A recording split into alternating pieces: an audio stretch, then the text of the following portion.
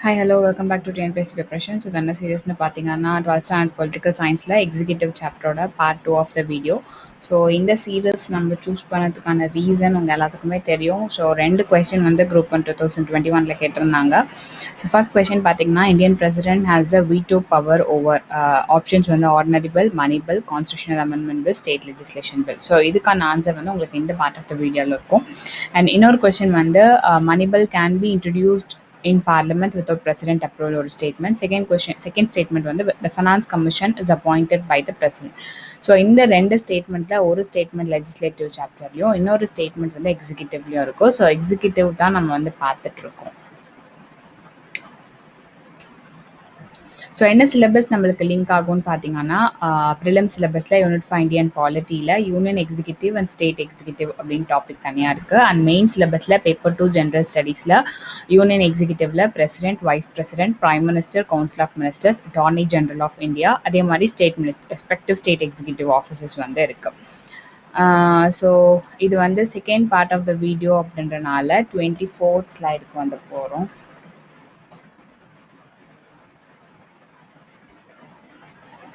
So oath by the president. So பிரசிடென்ட்டோட oath பார்த்தீங்க அப்படின்னா யாருக்கு முன்னாடி நடக்கும் அப்படின்னா சீஃப் ஜஸ்டிஸ் ஆஃப் இந்தியா தான் அதை வந்து நடத்தி வைப்பார். In case chief justice of India absent அப்படின்னா சுப்ரீம் கோர்ட்டில் சீனியர் மோஸ்ட் ஜட்ஜ் வந்து நடத்தி வைப்பாங்க.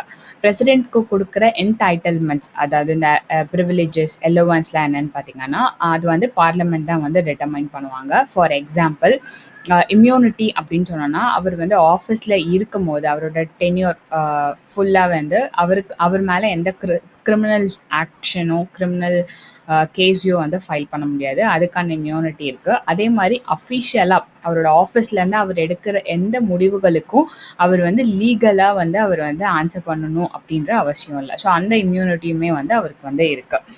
அண்ட் அதே மாதிரி இன்னொரு ப்ரிவிலேஜ் அப்படின்னா என்னென்னா ராஷ்டிரபதி பவனுக்கு ரெண்ட் அப்படின்னு ஒன்று கொடுக்காமையே அவரோட ஆஃபீஸ் டென்யூரில் அவர் வந்து அதில் வந்து இருந்துக்கலாம் அவரோட ரெசிடென்ஸாக. டேர்ம் பார்த்தீங்க அப்படின்னா டேர்ம் வந்து 5 வருஷம். என்னைக்கு வந்து ஆஃபீஸில் என்டர் ஆகுறாரோ அன்னிலேருந்து 5 வருஷத்துக்கு அவரோட டென்யூர். அண்ட் அந்த டென்யூர் எந்த ஆக்டில் சொல்லப்படுது அப்படின்னா எந்த விதியில் சொல்லப்படுது அப்படின்னா ஆர்டிகல் 56ல். அதே மாதிரி இப்போ 5 வருஷம்னா 5 வருஷம் ஃபுல்லாக அவர் இருக்கணுமா அப்படின்னா இல்லை, அவர் வந்து ரிசைன் பண்ணலாம். அந்த ரெசிக்னேஷன் லெட்டர் யாருக்கு அட்ரஸ் பண்ணணும்னா வைஸ் பிரசிடென்ட்டுக்கு அட்ரஸ் பண்ணணும். அதே மாதிரி அவரோட டென்யூர் வந்து இம்பீச்மெண்ட் ப்ராசஸ் வந்து கிரியேட் பண்ணாங்க, இம்பீச்மெண்ட் பாஸ் பண்ணிட்டாங்க அப்படின்னா அவரோட டென்யூர் வந்து 5 இயர்ஸ்க்குள்ளார முடிஞ்சிடும். அட் த சேம் டைம் அவர் வந்து ரீஎலெக்ஷனுக்கு வந்து எலிஜிபிள். அண்ட் அவர் வந்து 5 இயர்ஸ் தான் இருப்பாரா அப்படின்னா 5 இயர்ஸ் தாண்டியும் சில டைம் இருப்பாங்க. அன்டில் அண்ட் அன்லெஸ் அவரோட சக்ஸஸஸ் வந்து அவருக்கு அடுத்து வரவர் வந்து அந்த பொசிஷனை வந்து ஹோல்ட் பண்ணுற வரைக்கும் அவர் வந்து ஆஃபீஸில் வந்து இருக்கலாம். நெக்ஸ்ட் இம்பீச்மெண்ட் மூலமாக பிரசிடென்ட்டை ரிமூவ் பண்ணுவாங்கன்னு சொன்னோம் இல்லையா. ஸோ அந்த இம்பீச்மெண்ட் ப்ராசஸ் பற்றி சொன்னோம். அந்த ப்ராசஸ் அண்ட் ப்ரொசீஜர் வந்து எதில் இருக்குது அப்படின்னா எந்த ஆர்டிக்கலில் இருக்குன்னா ஆர்டிக்கல் 61ல் இருக்குது. ஸோ பிரசிடென்ட்டை ரிமூவ் பண்ணணுன்ட்டு ஒரு இம்பீச்மெண்ட் சார்ஜ் வந்து நம்ம போடுறோம் அப்படின்னா அந்த இம்பீச்மெண்ட் சார்ஜை வந்து 1/4 of the total member of house வந்து சைன் பண்ணிருக்கணும். So for example total member of the house வந்து 90 இருந்துச்சு அப்படின்னா 1/4 டிவைடட் பை 4 போட்டோம்னா அட்லீஸ்ட் 23 மெம்பர்ஸ் ஆச்சு அந்த ரெசல்யூஷனை சைன் பண்ணியிருக்கணும். அப்போ தான் அது வந்து இன்ட்ரடியூஸே பண்ண முடியும் பார்லிமெண்ட்டில். ஸோ பார்லிமெண்ட்டில் அந்த ரெசல்யூஷனை இன்ட்ரடியூஸ் பண்ணணும்னா நீங்கள் வந்து இப்போ லோக்சபாவில் இன்ட்ரடியூஸ் பண்ணுறீங்க அப்படின்னா லோக்சபா ஸ்பீக்கர் கிட்ட சொல்லிவிட்டு 14 days கழிச்சு தான் வந்து அந்த ரெசல்யூஷனை வந்து நீங்கள் வந்து இன்ட்ரடியூஸ் பண்ண முடியும் பார்லிமெண்ட்டில். தட் மீன்ஸ் லோக்சபாவில் இன்ட்ரடியூஸ் பண்ணுறீங்களா ஸ்பீக்கர் கிட்ட, ராஜ்யசபானா சேர்மன் கிட்ட அட்வான்ஸ் நோட்டீஸ் 14 days வந்து கொடுக்கணும். ஸோ கொடுத்துட்டு எந்த ஹவுஸில் ப்ரெசென்ட் பண்ணுறீங்களோ அந்த ஹவுஸில் வந்து டோட்டல் மெம்பர் ஆஃப் தி ஹவுஸ்லேருந்து 2/3 வந்து பாஸ் பண்ணாதான் அது வந்து அந்த ரெசல்யூஷன் பாஸ் பண்ணப்பட்டதாக அர்த்தம். ஸோ ஃபார் எக்ஸாம்பிள் 90 மெம்பர்ஸ் இருக்காங்க லோக்சபாவில் நம்ம இன்ட்ரடியூஸ் பண்ணுறோம். லோக்சபாவோட மெம்பர்ஸ் வந்து மெம்பர்ஷிப்போட ஸ்ட்ரென்த் வந்து 90 அப்படின்னு சொல்லிட்டு அஸ்யூம் பண்ணிக்கிட்டோம் அப்படின்னா 2/3 வந்து 60 மெம்பர்ஸ். 60 மெம்பர்ஸ் அந்த ரெசல்யூஷனுக்கு சப்போர்ட் பண்ணால் மட்டுமே அதை வந்து அடுத்த ஹவுஸ்க்கு போகும். அடுத்த ஹவுஸில் வந்து இன்வெஸ்டிகேஷன் பண்ணுவாங்க. இன்வெஸ்டிகேட் பண்ணிவிட்டு திரும்ப அந்த ஹவுஸில் நெக்ஸ்ட் ஹவுஸ் தான் ராஜ்யசபா. ஸோ லோக்சபாவில் இன்ட்ரடியூஸ் பண்ணுறனால நெக்ஸ்ட் வந்து ராஜ்யசபா. எதர் ஹவுஸில் இது வந்து இன்ட்ரடியூஸ் பண்ணலாம். ஸோ ராஜ்யசபால வந்து 2/3 ஆஃப் த டோட்டல் மெம்பர்ஸ், அதே 2/3 இப்போ 19னா 2/3 வந்து 60. ஸோ அந்த மெம்பர் ஆஃப் தி ஹவுஸை பொறுத்து இருக்கு அந்த 2/3. ஸோ அது வந்து பாஸ் ஆயிடுச்சு அப்படின்னா எந்த நாளில் வந்து அந்த ரெசல்யூஷன் பாஸ் பண்ணப்படுதோ அந்த நாள்லேருந்து பிரசிடென்ட் வந்து ரிமூவ் ஆயிடுவார்.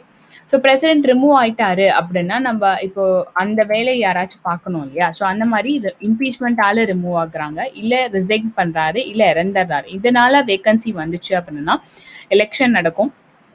வித்தின் 6 மந்த்ஸ்க்குள்ளே எலெக்ஷன் நடக்கும். அந்த 6 மாத இடைவெளி கேப், அந்த அடுத்த பிரசிடென்ட் வர வரைக்கும் வைஸ் பிரசிடென்ட் வந்து பிரசிடெண்ட்டாக ஆக்ட் ஆவார். தட் மீன்ஸ் பிரசிடென்ட்டோட வேலைகளை வைஸ் பிரசிடென்ட் வந்து பார்ப்பார். ஸோ இப்போ இருக்க பிரசிடென்ட் வந்து அவரோட வேலைகளை பார்க்க முடியல.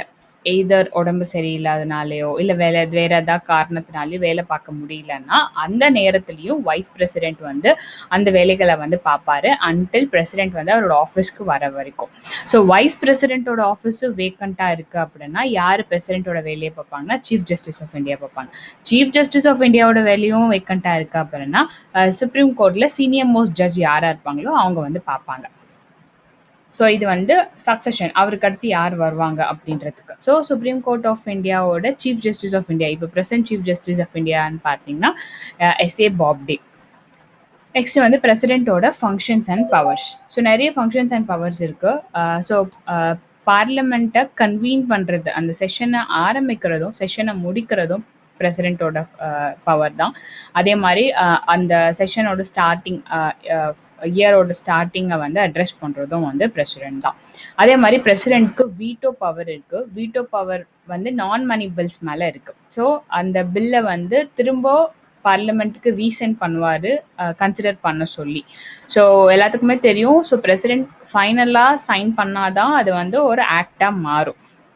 ஸோ அந்த சைன் பண்ணுறதுக்கு முன்னாடி நான் மணி பில்லாக இருந்துச்சுன்னா, அதாவது மணி பில்க்கு அவருக்கு வந்து வீட்டோ பவர் கிடையாது, நான் மணி பில்லாக இருந்துச்சுன்னா அவர் வந்து ரீகன்சிடரேஷனுக்கு அனுப்பலாம்.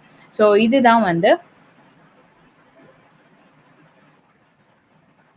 இப்போ கொஸ்டினில் கேட்டிருப்பாங்க. ஸோ வீட்டோ பவர் ஓவர் நான் மணி பில். ஸோ மணி பில்க்கு அவருக்கு வந்து கிடையாது.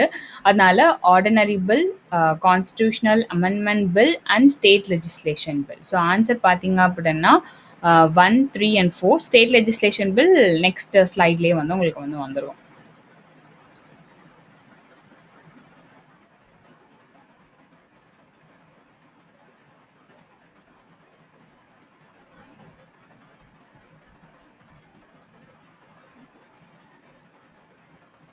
ஸோ இது ஒரு பவர். இன்னொரு பவர் பார்த்தீங்க அப்படின்னா டோட்டல் மெம்பர்ஸ் லோக்சபாலையும் சரி ராஜ்யசபாலையும் சரி சில பேரை வந்து நாமினேட் பண்ணுவார் president.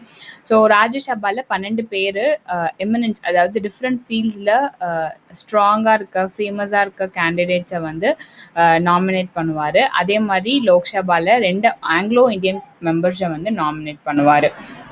And in case லோக்சபாக்கும் ராஜ்யசபாக்கும் joint session நடக்கணும் அப்படின்னா அதை கன்வீன் பண்ணுவார். அதே மாதிரி ஆர்டினன்ஸை வந்து கொடுப்பாரு. வித்தின் அந்த ஆர்டினன்ஸ் வந்து லெஸ் தென் 6 months வந்து வேலிடாக இருக்கும். அதே மாதிரி ஸ்டேட் லெஜிஸ்லேஷன் பில் மாதிரி வீட்டோ பவர் இருக்கும். அதை நம்ம வந்து முன்னாடி சொல்லிட்டோம். ஸோ அந்த 4th ஸ்டேட்மெண்ட்டும் வந்து கரெக்டாக ஸ்டேட் லெஜிஸ்லேஷன் பில்லு மேலேயும் பிரசிடென்ட்க்கு வந்து வீட்டோ பவர் இருக்குது. அதே மாதிரி கவுன்சில் ஆஃப் மினிஸ்டர் அப்படின்ற ஒரு இன்ஸ்டிடியூஷன் வந்து ரன் ஆகிறதுக்கு வந்து கைடன்ஸ் வந்து கொடுப்பாரு, ஒரு மென்டர் மாதிரி. அந்த council of minister headed by வந்து பிரைம் மினிஸ்டர். ஸோ இந்த இன்ஸ்டிடியூஷன் ரன் ஆகிறதுக்கு ஃபெசிலிட்டேட் பண்ணுவார். அதே மாதிரி அந்த இன்ஸ்டிடியூஷன் லோக்சபாவில் மெஜாரிட்டி வச்சுருக்காங்களா அப்படின்றத வந்து என்ஷூர் பண்ணிப்பார். தட் மீன்ஸ் மேக் ஷூர் அது வந்து அவங்களுக்கு மெஜாரிட்டி இருக்கிறவங்க தான் வந்து கவுன்சில் ஆஃப் மினிஸ்டர்ஸ் அந்த இன்ஸ்டிடியூஷனே வந்து ஃபார்ம் பண்ணணும். இன்கேஸ் அவங்க மெஜாரிட்டி இல்லை அப்படின்னா அந்த மினிஸ்ட்ரியை வந்து டிஸ்மிஸ் பண்ணுறதுக்கு பவர் வந்து பிரசிடென்ட்டுக்கு வந்து இருக்குது.